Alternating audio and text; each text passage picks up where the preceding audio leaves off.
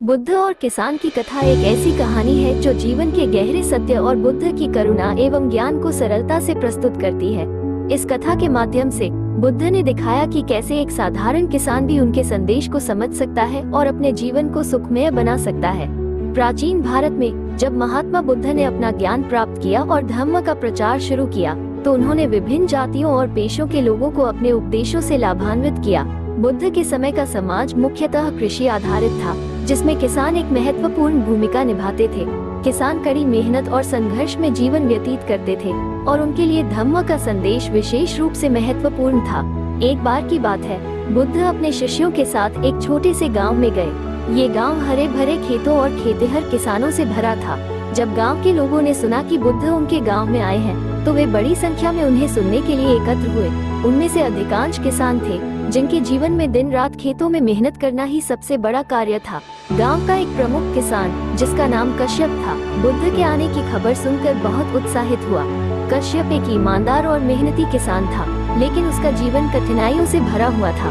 उसकी फसलें अक्सर सूख जाती थी या बाढ़ में बह जाती थी और उसका परिवार गरीबी में जी रहा था। इन सब के बावजूद कश्यप अपने कर्तव्यों के प्रति समर्पित था और उसने कभी हार नहीं मानी थी। कश्यप ने सोचा कि यदि बुद्ध जैसे महान ज्ञानी से वो कुछ सीख सके, तो शायद उसका जीवन बदल सकता है। इसी आशा के साथ वो बुद्ध के पास गया और उन्हें प्रणाम करते हुए बोला, भगवान, मैं एक साधारण किसान हूँ। मेरा जीवन कठिनाइयों से भरा हुआ है। कृपया मुझे बताइए कि मैं इस जीवन में सुख और शांति कैसे प्राप्त कर सकता हूँ। बुद्ध ने मुस्कुराते हुए कश्यप को देखा और उसे पास बुलाया। उन्होंने कहा, कश्यप, तुम अपने खेतों में कैसे काम करते हो? क्या तुम केवल वर्षा होने पर ही खेतों की जुताई करते हो या तुम पहले से ही तैयारी कर लेते हो? कश्यप ने जवाब दिया, भगवान, मैं पहले से ही अपने खेतों की जुताई करता हूँ, बीज बोता हूँ और फिर वर्षा का इंतजार करता हूँ। मैं जानता हूँ कि यदि मैं समय पर खेतों की देखभाल नहीं करूँगा तो फसल अच्छी नहीं होगी। बुद्ध ने सिर हिलाते हुए कहा, बिल्कुल सही। ठीक वैसे ही जीवन भी एक खेत की तरह है। यदि तुम अपने जीवन के खेत की देखभाल नहीं करोगे तो सुख की फसल नहीं उगेगी। जैसे तुम अपने खेत में बीज बोते हो, वैसे ही अपने जीवन में अच्छे कर्मों के बीज बोओ। जैसे तुम समय पर सिंचाई और देखभाल करते हो, वैसे ही अपने मन की भी देखभाल करो। कश्यप ने बुद्ध से पूछा, भगवान, मैं अच्छे कर्मों का बीज कैसे बो सकता हूँ और मन की देखभाल का क्या अर्थ है? बुद्ध ने उत्तर दिया, कश्यप, सबसे पहले ये समझो कि जीवन में सभी दुख का कारण अज्ञानता है। जब हम अपने मन को अज्ञानता से मुक्त करते हैं और सत्य को पहचानते हैं, तो हम सुखी होते हैं। इसलिए सत्य की खोज में लग जाओ। अपने मन में धम्म का बीज बोओ, जो करुणा, अहिंसा और सत्यता से बना है। जब तुम इन गुणों को अपने जीवन में उतारोगे, तब तुम्हारा मन शांत होगा और तुम्हारा जीवन सुखमय बन जाएगा। कश्यप ने बुद्ध से कहा, भगवान, मैं आपके उपदेशों को समझ रहा हूँ, लेकिन मैं एक साधारण किसान हूँ।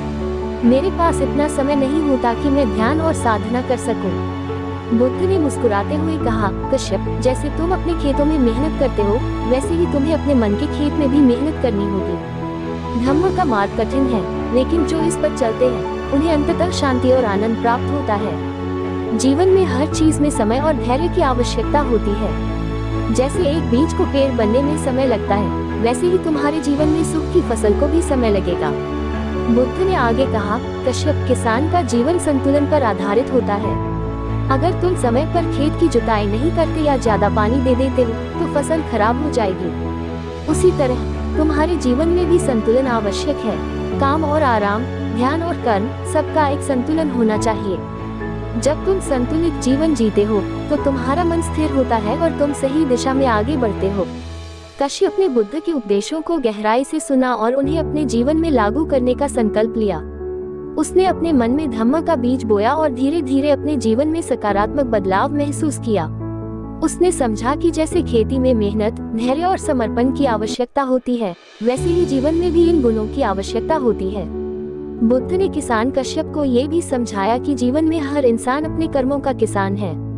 हम जो भी बीज अपने मन में बोते हैं, वही हमारी फसल बनती है।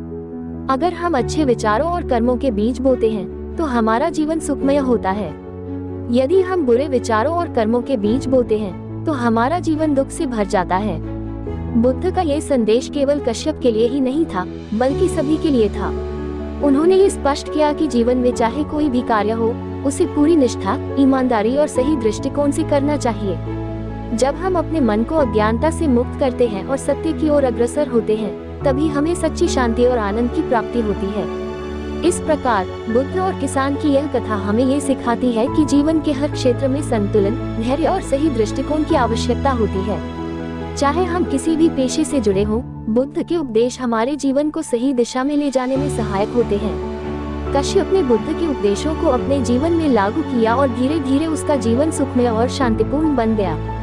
कथा का सार यह है कि हम सभी अपने जीवन के किसान हैं और हमारे कर्म ही हमारे भविष्य की फसल तय करते हैं। यदि हम बुद्ध के उपदेशों का पालन करें, तो हम भी अपने जीवन में सुख, शांति और संतोष की फसल प्राप्त कर सकते हैं। बुद्ध और किसान की कथा इस सत्य को सरलता से प्रस्तुत करती है कि चाहे हम कितने भी साधारण क्यों न हो, यदि हम सही मार्ग पर चलें, तो हम अपने जीवन को सार्थक और सुखमय बना सकते हैं।